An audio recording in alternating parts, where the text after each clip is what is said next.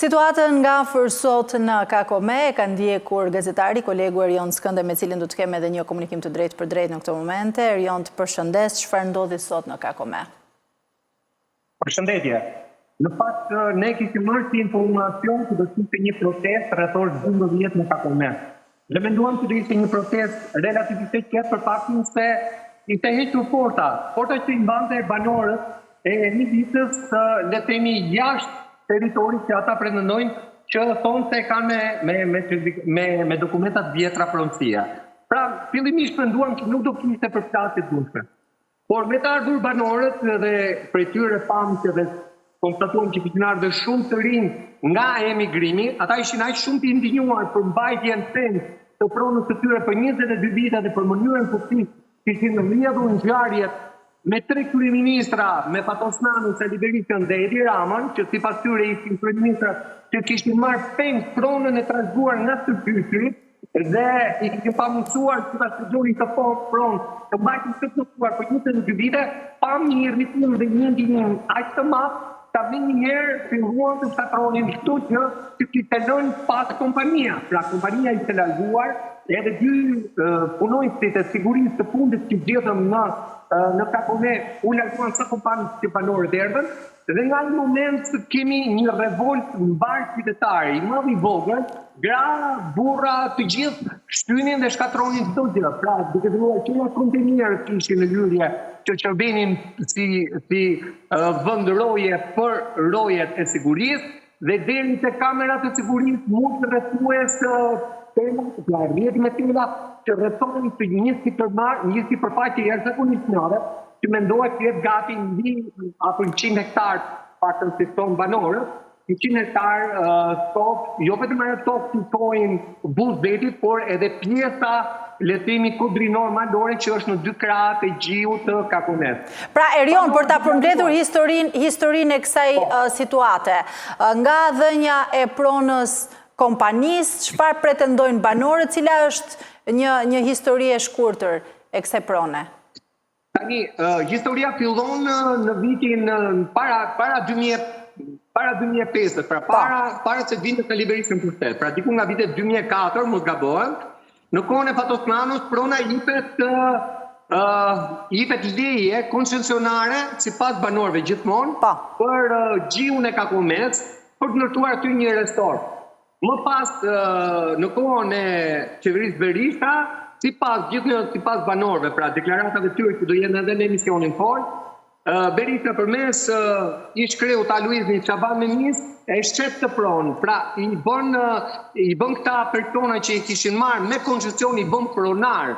Pra e legalizon pronën e emrin e pronarve të resortit që ishte propozuar, pra që ishte dhënë leja nga ish kryeministri Patosnano. Dhe po sipas banorëve, ata kanë bërë gjyqje pa fund, një pjesë të tyre dhe i kanë fituar gjithmonë me të dhënat dhe deklaratat e banorëve, por prona fizike nuk u kthye asnjëherë tek ata.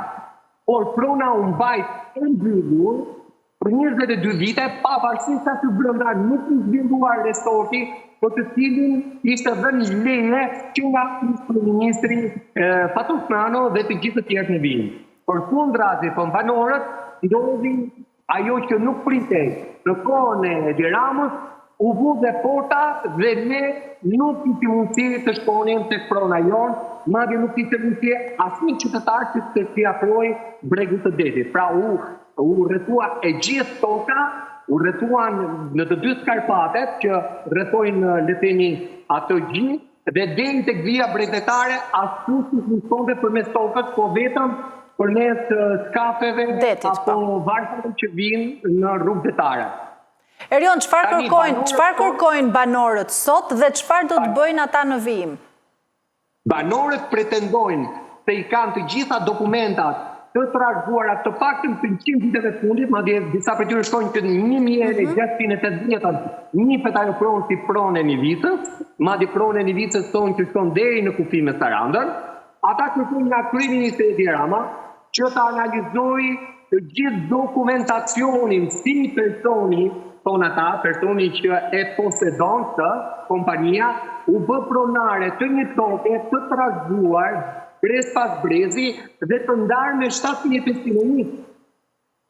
Pra, toka si pas banorëve, toka në pjesën fundore ku takohet me bie bregdetare, është ndarë si pas ligjit 751, por është një tokë e trashëguar fshatshë. Pra, është një tokë që i përket fshatit Njevit.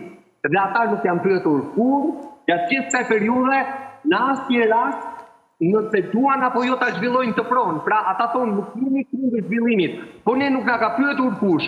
Përkundrazi në 2005 jemi rrallur gra e fëmijë të rritur nga mira forca policie, që sipas tyre kishte sjell ish kryeministri Berisha për të zaptuar pronën e Krakumes. Pra, ata bëjnë përgjegjës se 3 kryeministrat, Fatosanu, Fredi Berisha dhe Edi Rama, për marrjen e pronës së tyre në 22 vite demokraci. Çfarë do të bëjnë më tej banorët, Erion? Sot ata në protestën e tyre janë mbështetur edhe nga emigrantët, cilët kanë ardhur në Shqipëri për t'u bashkuar protestave.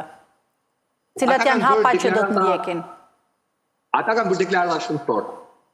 Kanë bërë deklarata duke drejtuar pronarit të kompanisë që nuk do ta gëzojë çdo të pronë, sepse nuk ka vdekur Njevita. Pra, paralajmërojnë për shkallëzim. Unë do doja shumë që ky përshkallëzim mos shkojë me jetë njerëzish, por konflikte të tilla, me përmasa të tilla, ku kthehet rinia nga emigracioni, të rinj të cilët ishin jashtëzakonisht të ndinjuar, madje një nga deklaratat më prekse në emision që do ta ndiqnim është deklarata e një djali që thotë: "Sot arritëm atë për të cilën babai më vdiq. Kish me ëndrrën që do prekte pronën.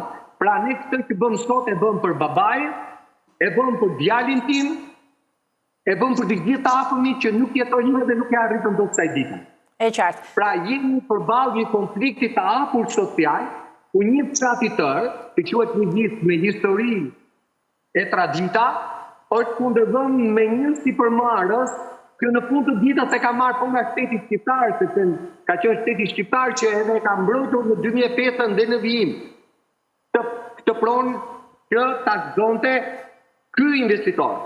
Por, nga njëra anë kemi investitorin që nuk e bëri kurrë resortin turistik, dhe nga ana tjetër kemi banorët që janë përjashtuar nga ajo pronë, që ata thonë se disponojnë me tapite tjetra, dhe shteti shqiptar u andau dhe me 751, por kur nuk ja dha aktin e marrjes së tokës në pronësi, por e ndërpreu procesin tek dhënia e asaj që njihet si aneksi 6, pra është faza pre-përgatitore e dhënies së aktit të tokës në pronësi.